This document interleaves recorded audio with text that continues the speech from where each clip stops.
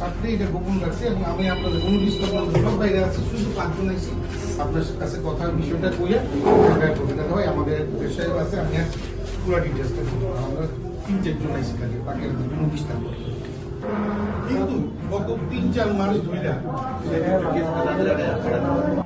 প্রথমত হচ্ছে আপনারা জানেন রাজ্যে যখন কোনো একটা কোম্পানি বা ফ্যাক্টরি বা যে কোনো সংস্থায় আসুক তাকে আমরা রাজ্যবাসী আমরা স্বাগত জানাই, কারণ রাজ্যের ডেভেলপমেন্ট, রাজ্যের ভালোর জন্য আমরা চিন্তা করি। এই রাজ্যে দীর্ঘদিন ধরে বাজাজ অটো কোম্পানি মানে যে আমাদের যে এখানে শোরুম আছে তারা দীর্ঘদিন ধরে এই রাজ্যে ব্যবসা করছে, কিন্তু আমরা সবথেকে বড় লক্ষ্য করলাম যে এই রাজ্যের সবথেকে বর্তমান শ্রমিকদের মধ্যে যদি সবথেকে বঞ্চিত থাকে তারা হচ্ছে অটো শ্রমিক। তাদের নানা সমস্যা, নানা প্রবলেম এবং অনেকগুলো বিষয়। সেই জায়গায় বাজাজ অটো যে আমাদের এখানে শোরুম আছে, ওনারা গত 3 মাস ধরে বিভিন্ন পারমিট ছাড়া অটো মানুষকে দিয়ে দিচ্ছে, যেখানে নিয়ম আছে, সরকারি নিয়ম যে পারমিট ছাড়া কোনো অটো বের করা যায় না। সেই জায়গায় 500-র উপরে অটো ওনারা দিয়েছেন, সেই লিস্ট আমাদের কাছে আছে, এবং তাদের কোনো পারমিট দেয়নি এবং তাদের থেকে যেভাবে পেরেছে, কেউ থেকে 20,000, 25,000, 30,000 এরকম করে তারা টাকা নিয়েছে। আজকে তারা 4 মাস ধরে ভুগছে এবং এই অটোগুলো এইভাবে দেওয়াতে কি হচ্ছে, তারা বিভিন্নভাবে বাড়ি থেকে বেরোচ্ছে, বেরোনোর পর তাদেরকে ট্রাফিক ধরছে, তাদের ফাইন হচ্ছে, তাদেরকে আর্থিকভাবে নানাভাবে তারা সমস্যার সম্মুখীন হচ্ছে।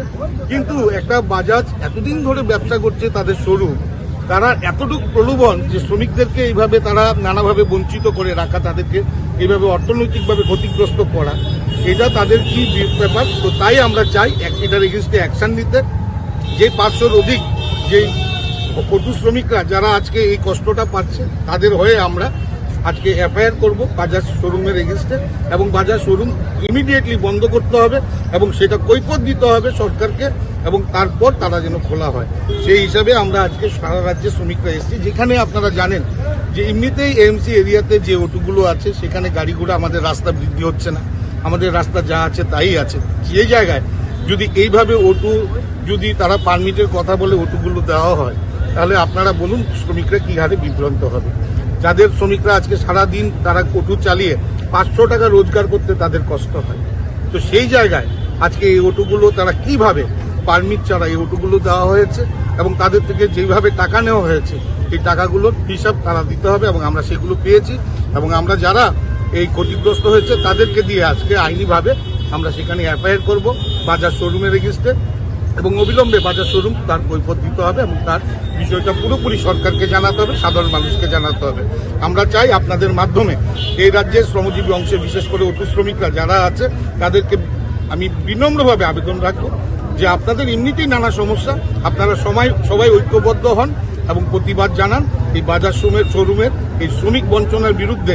আপনারা সবাই ঐক্যবদ্ধ হয়ে প্রতিবাদ জানাবার জন্য আজকে আগরতলা শহরের বিভিন্ন ব্রাঞ্চে থেকে আমার অটো নেতৃত্বরা, শ্রমিকরা এসছে এবং আমরা সকলে মিলে আজকে এই বাজাজ শোরুমের দীর্ঘদিন ধরে তারা যেভাবে শ্রমিকদেরকে নানাভাবে অর্থনৈতিকভাবে ক্ষতিগ্রস্ত করছে, বঞ্চনা করছে, তার বিরুদ্ধে আমরা প্রতিবাদ জানাতে আজকে এফআইআর করছি। 25,000 টাকা করে নিয়েছে, শুধু 25 না, 25, 30 কোনো লিমিটেড নেই, যার থেকে যেরকম পেয়েছে পারমিট দেবে বলে তাদেরকে অটো দিয়ে দেওয়া হয়েছে। হ্যাঁ, এবার কি হচ্ছে, অটো শ্রমিক বেরোচ্ছে, এবার কত গায়ে লাগছে, কারোর সাথে অ্যাক্সিডেন্ট হচ্ছে, ওতে এই লাইবিলিটি কে নেবে, এই রিস্কটা কে নেবে?